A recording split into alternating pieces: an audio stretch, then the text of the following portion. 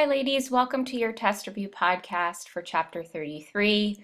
We'll be covering modern art of the early 20th century. So I'm going to cover some of the highlights, make sure that you're prepared for your essay question and some of the short answer questions, but please make sure that you go through your notes, go through the textbook, make sure you're very familiar with all of the required works, and play the Jeopardy, which is under modules on Canvas. Just as a reminder, there's a lot of events going on during the first half of the 20th century, a lot of different wars. The earliest war was World War I from 1914 to 1918, and then the chapter kind of ends with World War II, which happened from 1939 to 1945.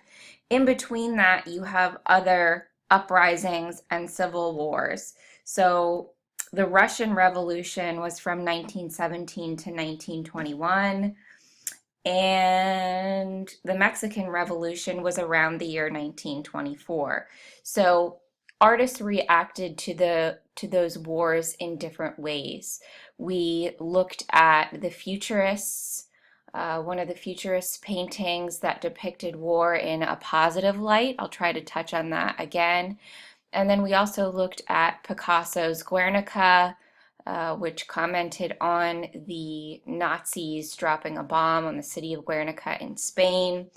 And we also looked at the Dada artists who kind of took on this silly, absurd reaction to the violence that was going on around them. So you want to kind of pick two good examples to use for your essay, two different works that reacted to the war in different ways. And we did cover a couple examples in class. I'll try to cover one or two more in this podcast.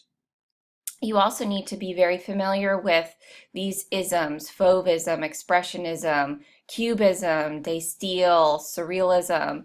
Know, the main tenets of each style. Know the most important artists that are associated with that style and be able to recognize that style. I want to start with Picasso because he's one of the most important artists from this chapter, if not the most important artist from this chapter. And I did tell you to be prepared to choose at least one artist who was influenced by Picasso. We went over quite a few of them. You can see the influence of Cubism in many of the paintings and sculptures in this chapter. Picasso is important because he developed Cubism with George Braque. And there are two phases of Cubism, which I know you studied this for homework, but I didn't go over it too much in class. So Analytic Cubism is the first phase of Cubism. So that's the Cubism that you're probably most familiar with. So on the right here is an example of Analytic Cubism. Synthetic Cubism is a combination of painting and other 2D materials like rope or magazine clippings or textures. Like this one is from a chair here. And so synthetic cubism leads to this new obsession with collage. And a lot of synthetic cubism also included words, more so than analytic cubism. So just be familiar with those two different types of cubism. And so just as a review, we did look at this painting, this futurist painting by Gino Severini, Armored Train. And you want to remember that the futurists thought of war as a cleansing agent. They were also influenced by the cubists, so you often see objects that are multiplied or distorted. You'll often get this sense of motion. And we analyzed this painting in class. This would be a good example for your essay. So just recall how we talked about the soldiers being faceless but appearing almost heroic. We also see the use of bright colors. We also see this sleek cannon, this very shiny cannon. So violence and war portrayed in almost a positive way. I wanted to quickly throw this in here because I think this would be a good example for your essay question. This is a drawing by George Gross. The title is Fit for Active Service, and the date is 1916 through 1917. So this was actually created right after World War I. So another example of the effects of war on artists and how they reacted to the war. So Gross is actually depicting an experience, a personal experience that he went through. We know this because he's depicted himself as a skeleton right here. And he's wearing these gold rimmed glasses, which Gross was known for wearing those all the time. And he drew this because he was declared fit for service, even though he was basically on the brink of a mental breakdown and had tried to commit himself to an insane asylum. But he unfortunately had a medical examination, and all of these German officers who examined him basically said, "Yep, you're healthy. You're ready to go off to war." So he's commenting on this experience, the ridiculousness of the experience in this sort of satirical drawing. Not talk very much about the Bauhaus. This was a school in Germany that was started by Walter Gropius in 1919, and it was an art school. It offered courses in pottery, weaving, mural painting, and really believed in the idea of art being functional, having good design, good craftsmanship, and also to be very useful. So artists were trained to make furniture, they were trained to make crafts in addition to traditional fine art. So this is an image of the Bauhaus. So it had a very sleek, simplistic design. So this was designed by the person who started the school, Walter Gropius. Um, so very modern looking. It resembles the Villa Savoy by Le Corbusier with the very simplistic, sleek design. Unfortunately, in 1933, the Nazis occupied the Bauhaus and closed it, and a lot of the artists and teachers who were part of the Bauhaus came to the United States to teach at various universities here, which is kind of great for us. But turns out Adolf Hitler himself was an artist, and he had a very specific idea of the way art should be.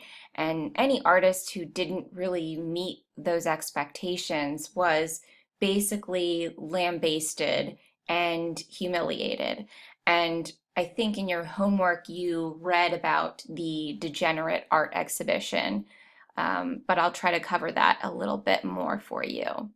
So I want to talk a little bit about Adolf Hitler as an artist and why he hated the avant-garde artists of the 20th century. So I Googled Adolf Hitler paintings, and this is what came up. So you can see that they're really not bad, but they're very traditional looking, right? They're cityscapes, they're landscapes, they're pictures of houses, and they're very realistic looking. So you can understand why someone like this would hate all of the new isms that came about in the 20th century, like surrealism and cubism and constructivism and all of those different isms, because they're very different from his style. And perhaps another thing that fueled his hatred of these new styles of art was because he had never really made it as an artist. He was really interested in becoming an artist growing up, and that never happened. So you can imagine how that sort of fueled his distaste for the other artists of the time. So because of this, Hitler decides to have a degenerate art exhibition in 1937 where it's basically an art show, but the art show displayed artworks that he claimed were embarrassing and degenerate and not of high art quality. So you can see here, this is a photo of the actual exhibition. So you have all of these quotes in German, basically making fun of the works. And you can see paintings that look, this looks like a Kandinsky here. You see some Cubist looking works. This looks like a Fauve. And then you have some of these simplified sculptures here. So he thought that all of this was basically garbage. And so he held this art exhibition, to basically make fun of it. I want to touch on this painting one more time because there is a question about this on your test. So I want to make sure that you're prepared.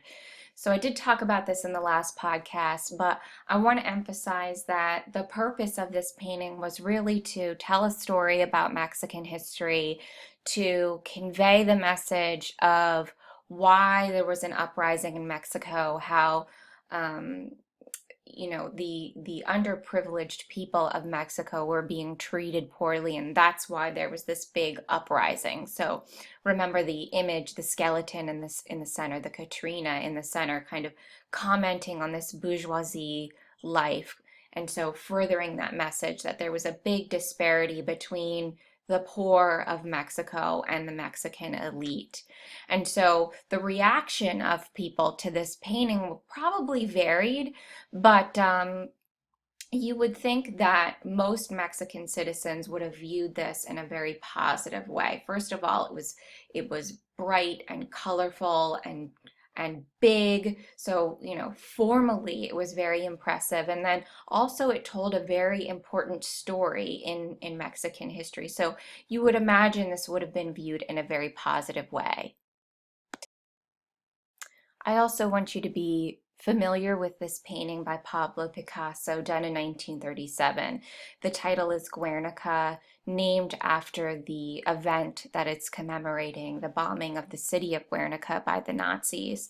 So you can see that 1937 is right about the time of World War II. So this would be another great painting to talk about that, was done in response to the events of World War II. So I'm not going to talk too much about it because you did have to study this for your homework, but it does not have specific evidence from that particular event. It's just images of suffering, all throughout, and symbolic references all throughout. So we talked about the mother cradling the dead child over here on the left, which references the Pietà. We also looked at this abstract face kind of coming out of the window, holding the candle to sort of illuminate all of these horrible scenes throughout. So kind of review this a little bit and be very familiar with this painting. Definitely know Falling Water. You should know that this was designed by Frank Lloyd Wright. It's in Bear Run, Pennsylvania. And think about what was revolutionary about this building. Why was it placed where it was placed, and why is that different from what other architects may have planned? What sort of construction was used to make these pieces sort of jut out into the natural surroundings? And that's really the overall theme that I want you to take away from Falling Water, is that Frank Lloyd Wright felt as though architecture should complement the natural surroundings. And he felt that everywhere you were in this house, you should be part of the natural surroundings, and you should be able to see trees and water and animals from every single part of this house. So he designed it in a very specific way to accommodate that belief. And another interesting thing about this is that this was very different from the buildings that he had designed previously. He really was influenced by Japanese architecture, by a lot of the European architecture, like Le Corbusier's Villa Savoy, which you should also be familiar with. So all of that kind of came together in this design of Falling Water.